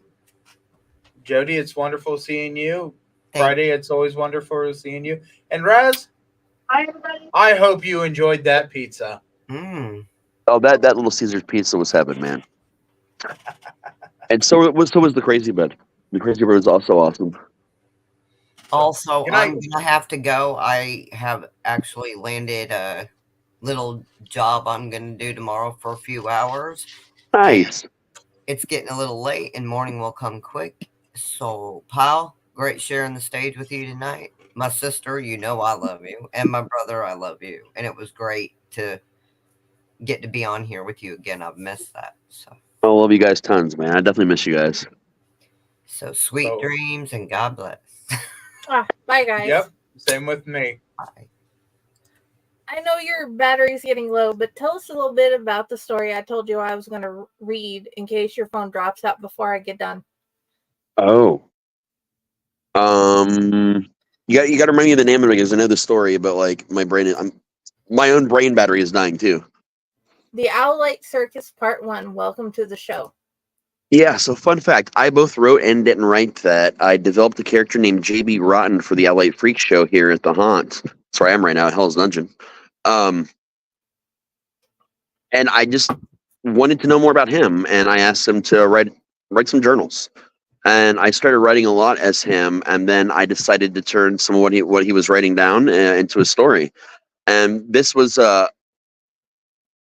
right as he was taking over as the leader of the freak show for their circus from his father, because it was a position passed down through generations in his family. And he was recounting Halloween night, during Halloween night is when you put on a private performance for the dead. You don't open to the public. You perform for the spirits of the lost and those passed from the circus. And that was kind of the whole concept. It was a lot about his childhood and a lot about growing up and a lot about that pivotal day where he took over, with a lot of allusions to other things happening in the future should I ever pick those things back up and write more about him, which I definitely will. He's a very strong character. He's still a huge part of me. I don't play the character of the Haunt anymore, but he's definitely in my brain. Okay, I hope you do more, because I only have parts in this. Well, from your journal on, dude, actually what I want is just take the document as it is and print it the way it is, as Raz's journals from his webpage or something like that.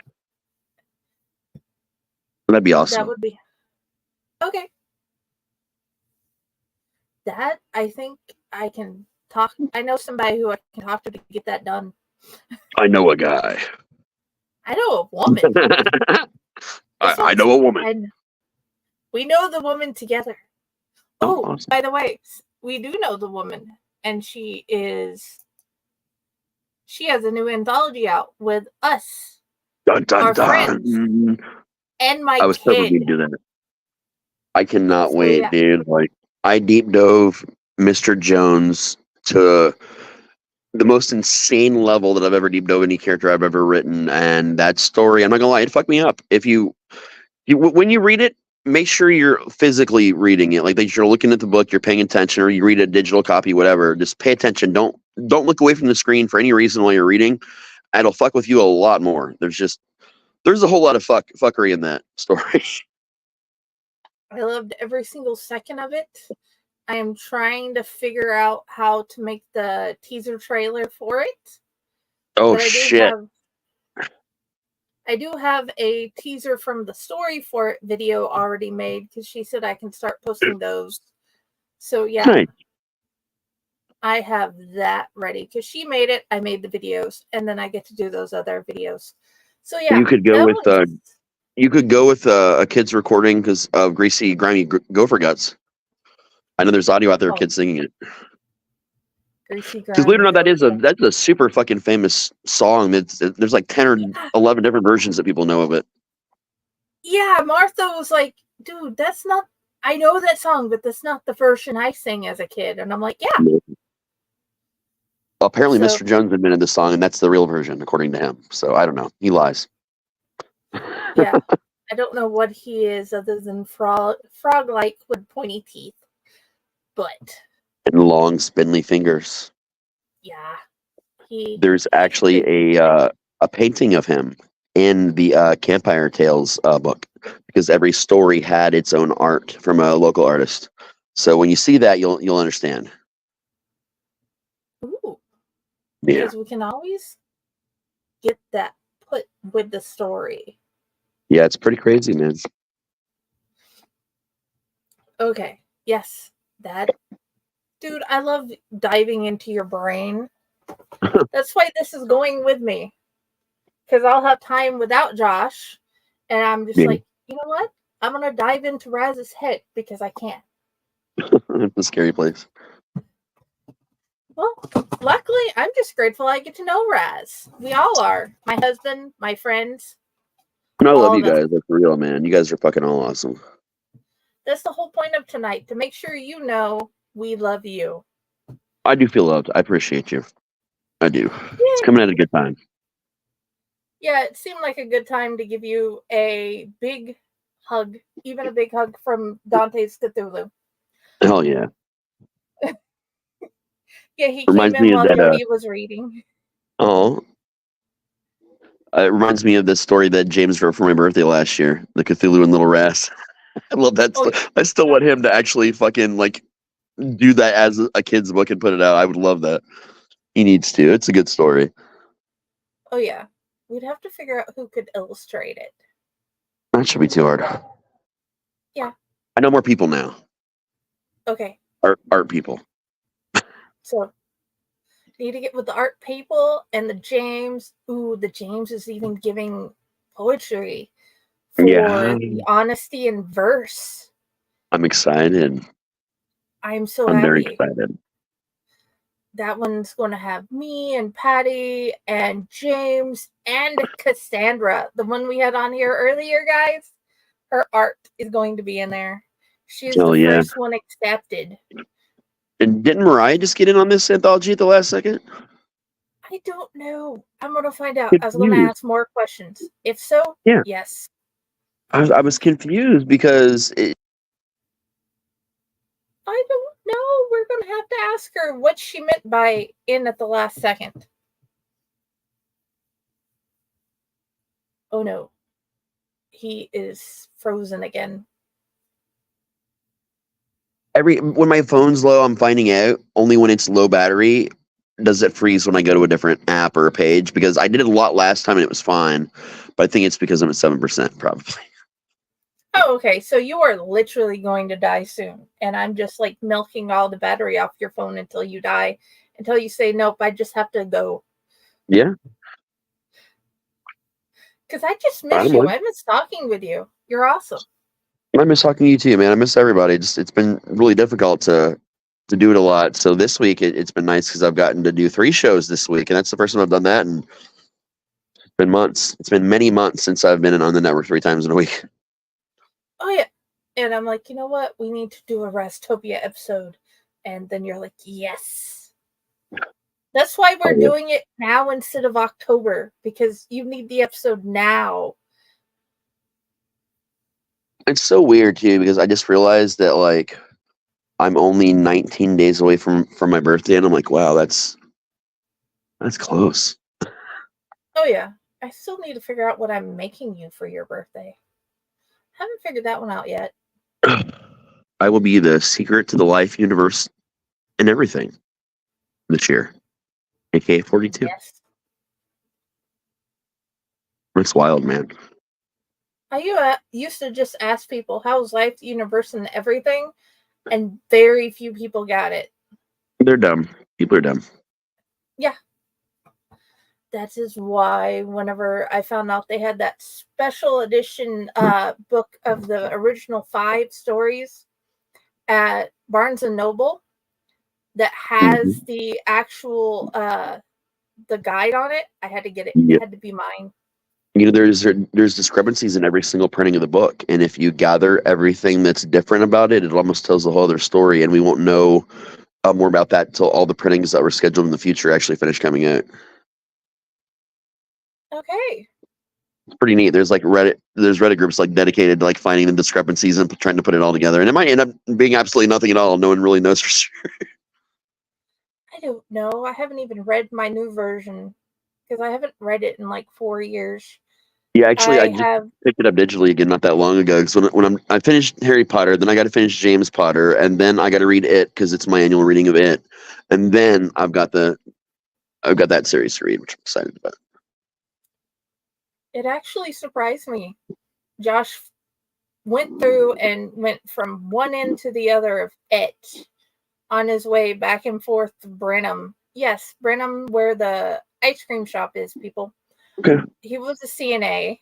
Yeah, Wait a second. I know some people are going to notice that part.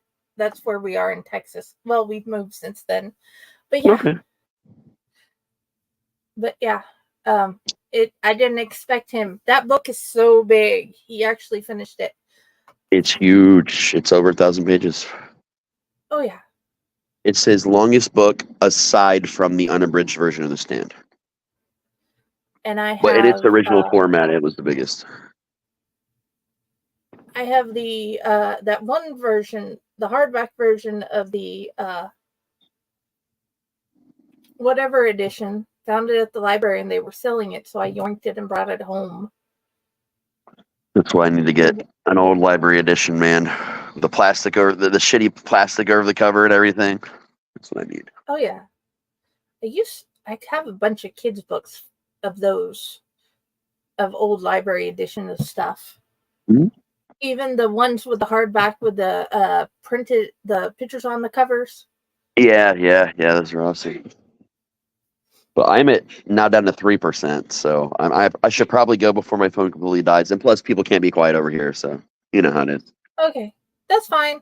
I'm going to read the story, and then I'm going to deuce out, I guess. All right, love you tons, and I'll talk to you soon. Bye, guys. Love you. Thanks for talking with me. Love you tons. Bye. Yay. Bye. And I guess before I start.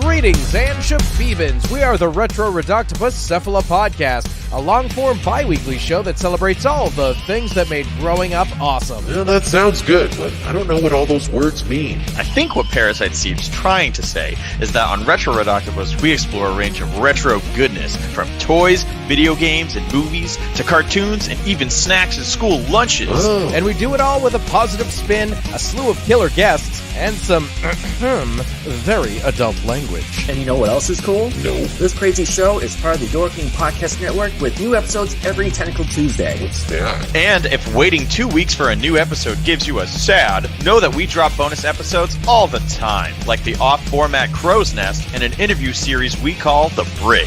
You can listen to Retro Raztopia on Apple Podcasts, Spotify, Stitcher, or any app that's cool enough to carry the only show that celebrates all the things that make growing up awesome.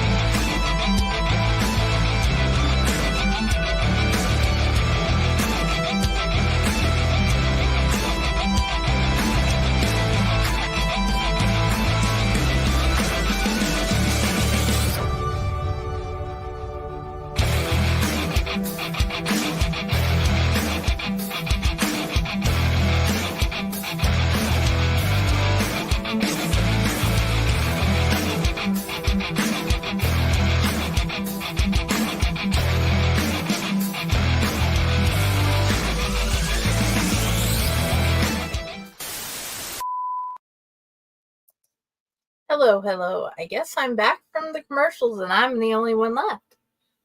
I'm going to put up my graveyard and then I'm going to read to you guys. And I hope you guys enjoy it. Let's make sure it's where I want it to be. Okay, I know I'm at the story now. Okay. The Owlite Circus Part 1. Welcome to the show. I suppose I should start from the beginning, since that's how most good stories seem to go. Still, there's some strange urge in my brain that yearns to dump you right in the middle of chaos and stay there for a spell. It's at a time like this that a person gets the sense of who they are or might become. It always comes back to the initial decision that every person must face at some point in their life, the age-old debate of good versus evil, right or wrong, or which of those tight ropes you decide to walk upon. You can jump back and forth for a time, but sooner or later, those ropes get tighter and thinner. I didn't make my choice so much as I was born into it. You see, my daddy was a carnival barker and mama was a magician.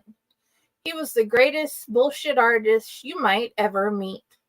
She was magnificent at making people and things disappear. Not a couple ever existed that was complementary to one another in their both personality and skill. The very combination of their DNA ensured that I was destined for greatness. I was born in a small parish in Louisiana. I'd tell you the name, but it wouldn't likely mean much. Some salt mining company dug so fast and deep that a sinkhole it created up and took a whole town with it. If you stand near the spot it used to be, all you see is a hole that keeps getting bigger every year. The philosopher named Frederick Nietzsche, I can't say that, once said that if you gaze long enough into the abyss will gaze back at you. That's truer there than anywhere else I've ever seen, and I've been in some strange places over the years. Sometimes if you stare at that sinkhole late at night, you can still hear the screams of those that didn't make it out in time. Ain't no one heard it that has come back the same. The whole database represents a lot more to me than a town destroyed in the mining accident. It's a tribute to everyone and everything that ever sunk in life by the indecisive compromises and misleading promises made by those who ought to know better. It is a permanent reminder that I have to choose between getting sunk or doing the sinking. I will choose the latter every time, no matter where it takes me. Living on the road with the circus from one town to another taught me more about people and the world around me than any classroom could. By the time I could walk, I was more skilled at sleight of hand and bending people to my will than most folks ever will be. As I grew into my skin, they found there wasn't a job that needed doing that I couldn't do, and a number of jobs that no one else had the taste for. I'm sure you may think you know all about life with the circus.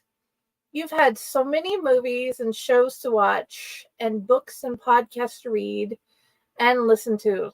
Let me assure you that you think you know amounts to less than shit. It's a dirty business, and you ought to be smarter than the people you're taking for a ride in more ways than one. Moving around so much means the only people you can rely on are the people traveling with you. And even then, sometimes you're better off only trusting yourself. If you've ever been shit on by an elephant and stabbed by a clown in the same evening, you'd probably understand. If you haven't, this may not be the story for you because tradition demands it. My real story begins on a dark and stormy night. Our little show had been in a small town in Ohio that folks referred to as Mad River Township. It was the morning of All Hallows Eve in October 31st back in 1982. There was a little known tradition among carnies and circus folk that prohibits us from performing for the public on All Hallows Eve. This is the day we reserve for private performance to honor those we have loved and lost. The stands and booths may appear empty to the casual observer, but that could not be farther from the truth. I had just become a young man of 16, a little more than a month and a half before, and that night was my first performance for the dead. It was something of a rite of passage in our little family, a way to honor the tradition from one generation to the next. Now the knowledge of what could be expected from such a thing was kept secret from me beforehand. For all I knew, there would be ghosts of performers pass and the cannibal clown zombies running to and fro around the promenade. There was a level of healthy fear and excitement coursing through my veins that I had never known as we readied ourselves for the show. Unlike most performances, the weather that night did not put an end to this tradition. The show must go on, as they say. I clearly remember watching the lightning dash across the sky and the thunder shaking my trailer as my fingers nimbly molded the white grease paint to my skin. It was my job that night to take over for my father as the show barker, to invite those from the other side to come see the show. The rain had slowed by the time I took my place on the small wooden stage in front at our front gates just after midnight. The sides of the stage were packed by everyone from the show to leave room at the front for our guests. Each of those present held a fat black candle in their hands, and when they lit them, that was my cue to begin. As the flame danced and the sky lit up once more with all the fury of Mother Nature could muster, I tapped that old wooden cane on the stage 3 times as I had been instructed. The speech I gave that night was not something the public would ever hear. It too was part of our beloved tradition. At a time when the veil between our worlds is at its thinnest, I bark to thee. As the Ferris wheel spins, so does the cycle of life and death and all things in between. I pray you hear the sounds of the Wurlitzer as it beckons with the promise of a new show for all of us. Without further ado, ladies and gentlemen, ghosts and ghouls and spirits of all ages, I proudly present to you the most important performance you'll ever see, the very fruits of our existence. As the world faded from my white grease covered, as the words faded from my white grease covered lips, I began to see the first of our visitors arrive. One moment there was nothing, and next there they stood. Each one of them was as unique as snowflakes of the winter. Some chose to appear as they did in life, dressed in their Sunday finest. Others came to us as they looked at the moments of their deaths with slit throats and pale, bloated bellies. I did my best to ease my nerves and worried that they would sense some weakness in me and devour my soul. There was an unsettling silence as I felt their eyes staring at me, waiting for the final invitation to enter our gates. I took a deep breath and carried on, not daring to disappoint them or dishonor my family. Welcome to the Elliott Circus. At that, my father opened the gates wide, and together the living and the dead marched as one to the big top at the center grounds. A young woman, likely not much older than I am at the time of her death, wrapped her arms around mine. Despite her otherworldly condition, I was taken aback by her immediately. She possessed some indefinable quality that drew me to her like a moth to a flame. I did not flinch at the coldness of her flesh, allowing her to leech all my warmth from that she required. At the moment, I might well have given her anything she desired. I escorted her to a seat personally, receiving a sweet smile in exchange for my kindness. It was a smile that would haunt my dreams the most pleasant way for the rest of my life. It was the best show I'd ever been a part of. We pulled out every act there was, including some I'd never seen before. Men shot themselves out of cannons. Women walked the tightropes without safety nets, and animals performed with a profound sense of honor and duty. It was truly a sight to behold. The dead cheered us on and begged for one encore after another. We obliged every request, right up until the gloam before sunrise. When the show ended, the living gathered together in the middle of the big top to say our goodbyes. I was suddenly sad to see them go, and vowed to show them something new when next we met. As the dead filed out, I was once again approached by the young woman I had yet to stop thinking about. She took my hand in hers and looked at me expectantly. With tears in their eyes, my parents approached from their side, hands solemnly on each of my shoulders.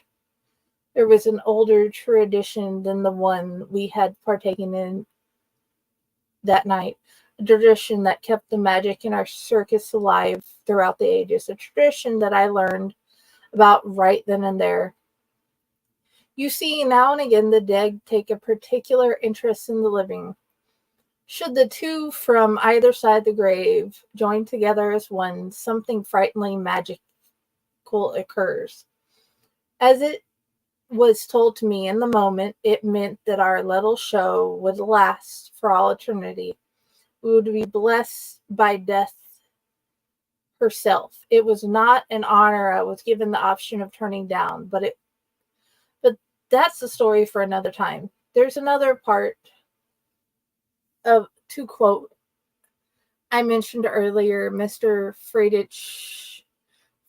Friedrich Nietzsche, where he says, whoever fights a monster should see to it that in the process he does not become a monster. I left that part out until now to make a point. When you're in the circus, you get to see the darkest parts of humanity. It's not just the drugs and the liquor or those people who can never be satisfied.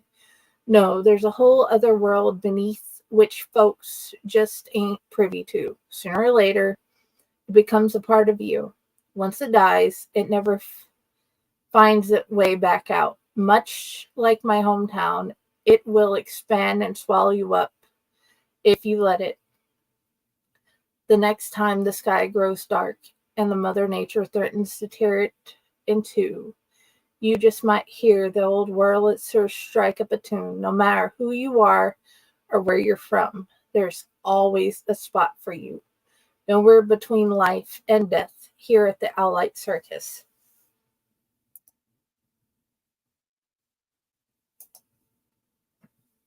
I have originally, that story was up on his website, and recently, over the last year, he had decided to take down the journal part of the website, but he just agreed to letting us get it printed. But as the PA, I had copied down each of the journal entries on a document so I could send it to him. But being as I copied it down, I get to keep a copy. And I am definitely, until I die, a big fan of Raz T Slasher, It Sees You stories.